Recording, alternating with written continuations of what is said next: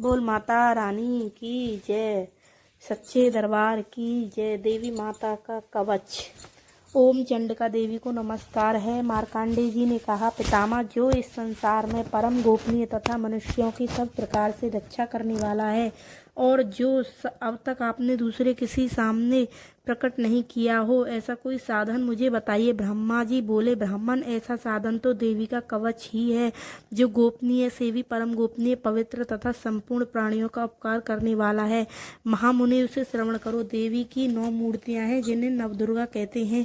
उनके पृथक पृथक नाम बतलाए जाते हैं। प्रथम नाम शैलपुत्री, दूसरी मूर्ति का नाम ब्रह्मचारिणी है, तीसरा स्वरूप चंद्रघंटा के नाम से प्रसिद्ध है, चौथी मूर्ति को कूष्मांडा कहते हैं, पांचवी दुर्गा का नाम स्कंद माता है, देवी के छठे रूप को कात्यायनी कहते हैं, सातवां कालरात्रि और आठवां महागौरी के नाम से प्रसिद्ध है, नवी दुर्गा का नाम सिद्धदात्री है। ये सब नाम सर्वज्ञ महात्मा वेद भगवान द्वारा ही प्रतिपादित हुए हैं।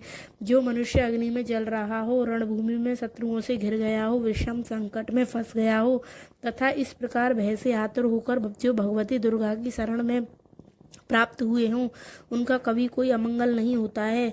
युद्ध के समय संकट में पड़ने पर भी उनके ऊपर कोई विपत्ति नहीं दिखाई देती है। उन्हें शोक, दुख और भय की प्राप्ति नहीं होती है। जिन्होंने भक्ति पूर्वक देवी का स्मरण किया है, उनका स्मरण ही उनका निश्चय ही अविद्य होता है। देवेश्वरी, जो तुम्हारा चिंतन करते हैं, उनकी तुम निसंदेह रक्षा करती हो। चामुंडा देवी प्रेत पर आरूढ़ होती है, 12 ही भैंसे पर सवार हो करती है, इंद्री का वाहन ऐरावत हाथी है। वैष्णवी देवी गरुड़ की ही आसन जमाती है। माहेश्वरी वृषभ पर आरूढ़ होती है, कौमारी का वाहन मयूर है। भगवान विष्णु की प्रियतमा लक्ष्मी देवी कमल के आसन पर विराजमान है, हाथों में कमल धारण किए हुए। वृषभ पर आरूढ़ ईश्वरीय देवी ने श्वेत रूप धारण कर रखा है। ब्रह्मा देवी हंस पर बैठी हुई हैं और सब प्रकार के आभूषणों से विभूषित हैं। इस प्रकार ये सभी माताएं सब प्रकार की योग शक्तियों से संपन्न हैं। इनके सिवा और भी बहुत सी देवियां हैं, जो अनेक प्रकार के आभूषणों, शोभा से युक्त और नाना प्रकार रत्नों से सुशोभित हैं। ये संपूर्ण देवियां क्रोध में भरी हुई हैं और भक्तों की रक्षा के लिए रथ पर बैठी दिखाई देती हैं।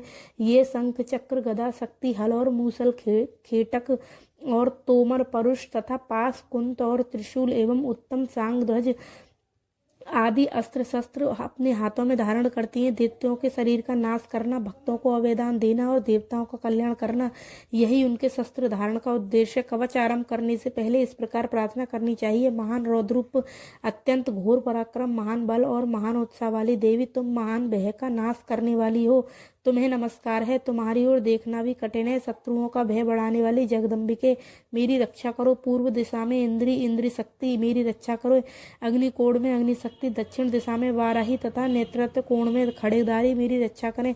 पश्चिम दिशा वारुणी और वायव्य कोण में मृग पर सवारी करने वाली देवी, मेरी रक्षा करें।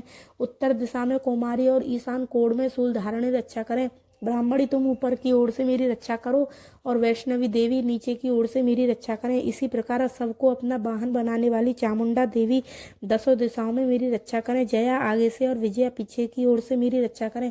वाम भाग में अजिता और दक्षिण भाग में अपराजिता मेरी रक्षा करें। उदोतनी शिखा की रक्षा करें।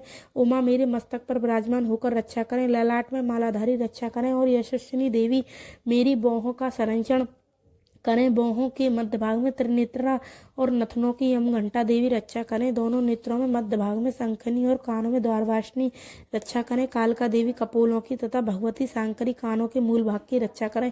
नासिका में सुगंधा और ऊपर के ओठ में चर्चिका देवी रक्षा करें। नीचे की ओठ में अमृतकला तथा जिह्वा में सरस्वती देवी रक्षा करें। कौमारी दांतों की और चंडिका कंठ प्रदेश की रक्षा करें।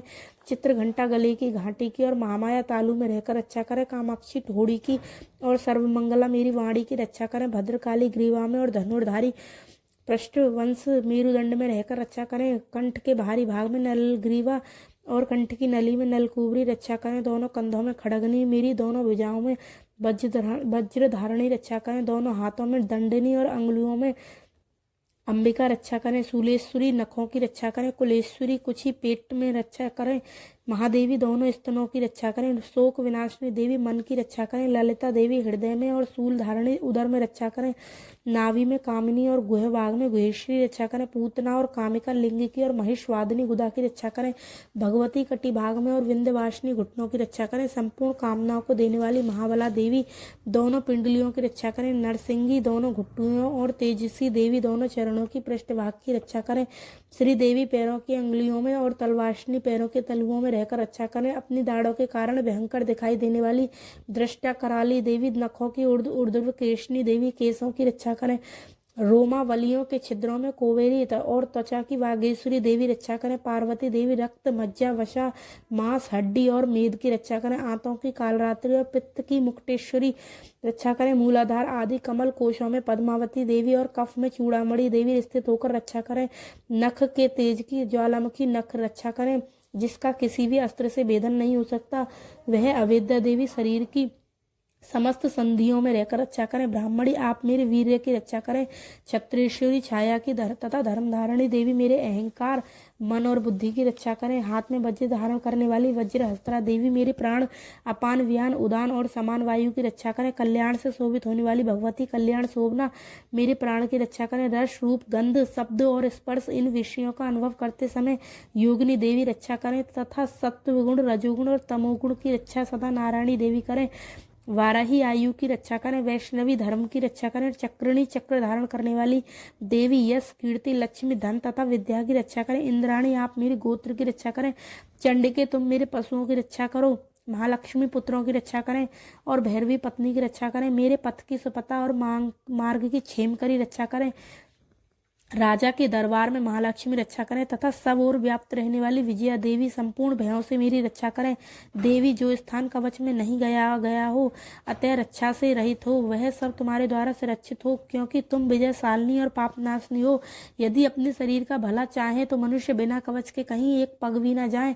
कवच का पाठ करके ही यात्रा करें। कवच के द्वारा और सब ओर से सुरक्षित मनुष्य जहाँ जहाँ भी जाता है वहाँ वहाँ उसे धन लाभ होता है तथा संपूर्ण कामनाओं की सिद्धि करने वाली विजय की प्राप्ति होती है। वह जिस जिस अविष्ट वस्तु का चिंतन करता है उसको निश्चय ही प्राप्त कर लेता है। वह पुरुष इस पृथ्वी पर तुलना रहित महान ऐश्वर्य का भागी होता है।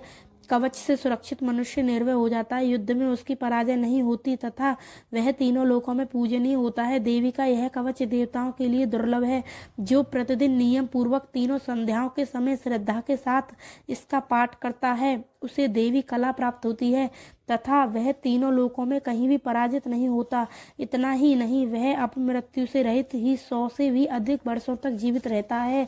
मकरी चेचक और कोड़ आदि उसकी संपूर्ण व्याधियां नष्ट हो जाती हैं। कनेर भांग अफीम दतूरे आदि का स्थावर विष सांप और बिच्छू आदि के काटने से चढ़ा हुआ जंगम विष भी तथा अहिफेन और तेल के संयोग आदि से बनने वाला कृत्रिम विष भी, ये सभी प्रकार विष दूर हो जाते हैं, उनका कोई असर नहीं होता। इस पृथ्वी पर मारण मोहन आदि जितने अविचारक प्रयोग होते हैं तथा इस प्रकार जितने मंत्र यंत्र होते हैं वे सब इस कवच को हृदय में धारण कर लेने पर उस मनुष्य को देखते ही नष्ट हो जाते हैं। ये ही नहीं, पृथ्वी पर विचरने वाले ग्राम देवता आकाशचारी देव विशेष जल के संबंध में प्रकट होने वाले गण उपदेश मात्र सिद्ध होने वाले निम्न कोटि के देवता अपने जन्म के साथ प्रकट होने वाले देवता कुल देवता माला कंठमाला आदि डाकनी साकनी अंतरिक्ष विचरने वाली अत्यंत बलवती भयानक डाकनियां ग्रह भूत पिशाच यक्ष गंधर्व राक्षस ब्रह्म राक्षस बेताल कूष्मांड और भैरव आदि अनिष्टकारक देवता भी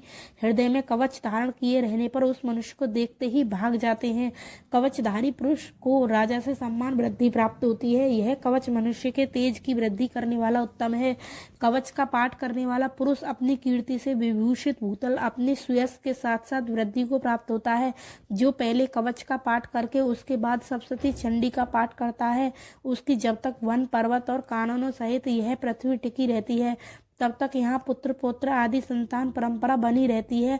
फिर देह का अंत होने पर वह पुरुष भगवती महामाया प्रसाद उसे नित्य परम पद प्राप्त होता है, जो देवताओं के लिए भी दुर्लभ है। वह सुंदर दिव्य रूप धारण करता और कल्याण में शिव के साथ आनंद का भागी होता है।